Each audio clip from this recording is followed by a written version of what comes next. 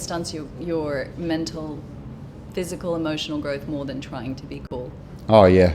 Yeah, it's horrible. Yeah. Horrible, isn't because it? it's set by some, ridiculous, ephemeral sort of society standard, and it's similar to the beauty standards that are set as well, that women face the pressures of, and it's often why I, in fitness will always say, yes, it's fine to want abs, it's fine to want a perky butt, it's fine to we're all going to be motivated slightly in some way through vanity, and that's great, because if it gets you started on the journey, then awesome.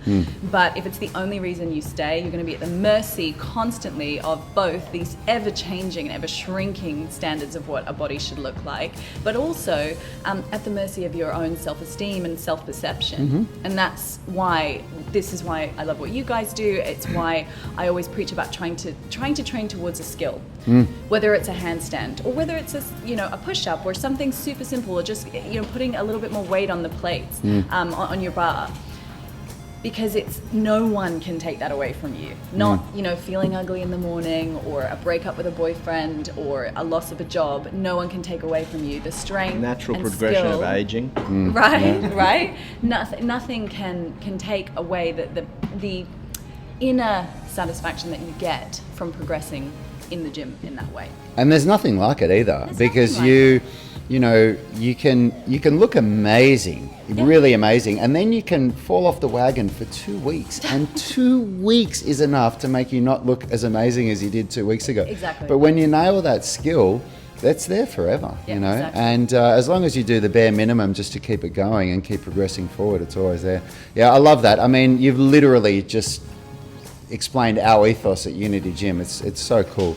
And it's something that I think the fitness world is very slowly catching on to. Like the emergence of gyms like what we do, and the success of people like yourself is starting to become more and more common. But it's one of those things where, unless you put the work in, you can't just turn around and in 6 months sort of develop this kind of thing and be at a high level. I'm talking about influencers like us. I'm not talking about the average, the general population, Yep. So we are seeing more and more of these, movement trainers sort of becoming more and more prolific, which is really cool. Which is great. It's a very difficult, we're talking, for this to hit a mainstream on a really mass level, which is obviously our goal, sitting in, we definitely want this. I mean, I definitely want this to be a huge mass movement, and it already is, but even bigger.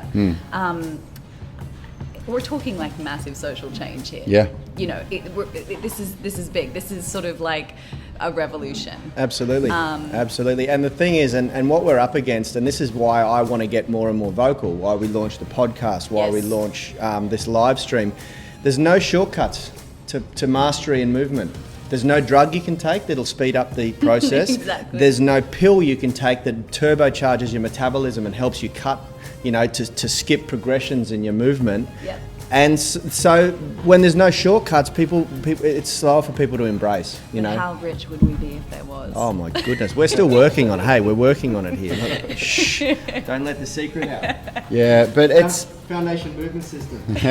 In a pill, amazing. And it's a funny change to be a part of, because the fitness industry, what you said about if your goal is aesthetics, and that's the number one reason why you did it. Yep. Going back to what you said there, we also completely agree that to want to get started because you want to look better is totally natural, and it's something that I want to make really clear. I don't think anyone at this table rags on that at all, because not only is any reason to get off the couch and start exercising a good reason, but it's completely natural. It's within our genetics. It's genetically encoded even into animals. You just look at peacocks and what they do, and birds.